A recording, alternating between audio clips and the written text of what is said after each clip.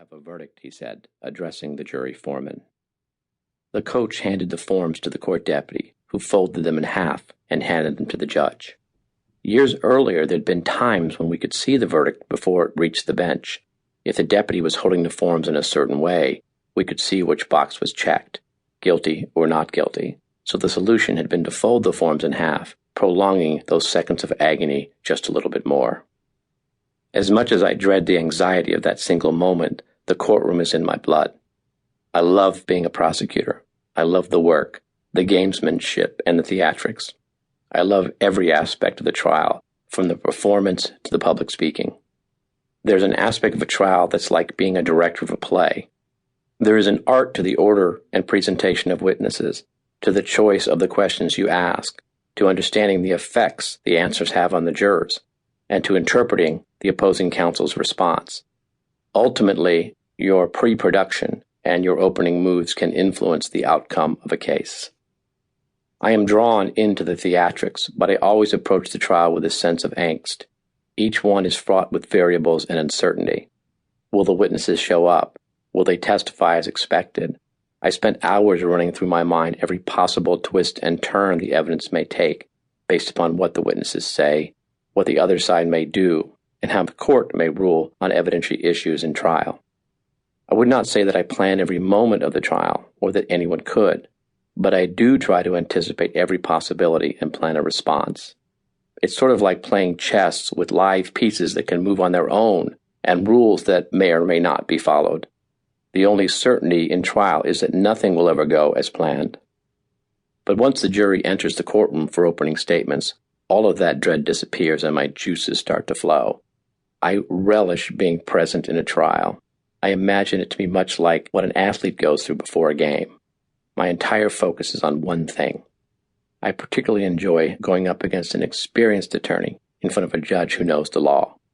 Only then are my skills supremely tested.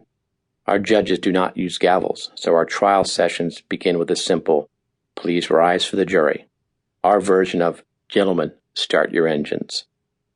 Having looked at these 12 jurors for as long as I had, I knew the futility of trying to guess their decision. I didn't want to go through all the mental gymnastics of trying to read their faces. Still, I was confident in the case we'd put together and how we'd presented it. My mind was ahead of the verdict, already planning how to work the dates for the penalty phase.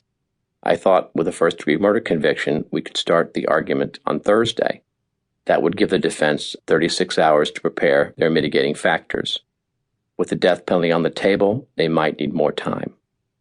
Judge Perry's face gave away nothing, although he seemed a little aggressive with one of the verdict forms.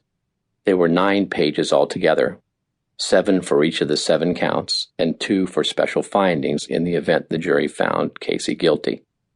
He made an unusual gesture with the 3rd page. After he laid it down, he picked it back up to review it one more time and then put it down hard when he returned it to the pile. I didn't think much of it, I just wanted to hear the verdict. To me, in light of the brevity of deliberation and the weeks of testimony, the outcome was obvious. It had to be guilty.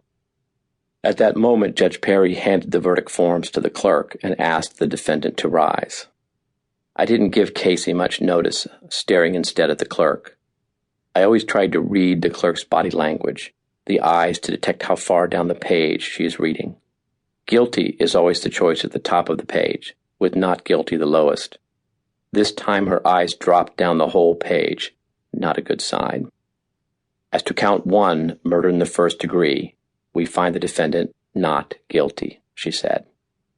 I was stunned, numb, like the feeling a millisecond after an automobile accident when intellectually you know something just happened, but emotionally it's too surreal to comprehend. When I heard not guilty on the 2nd count, aggravated child abuse, I knew it was over.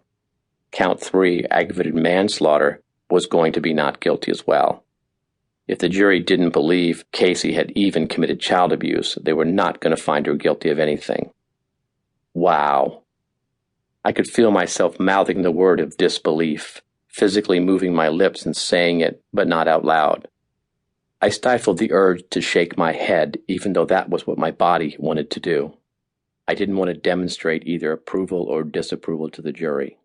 To me, one of the most sacred rules of a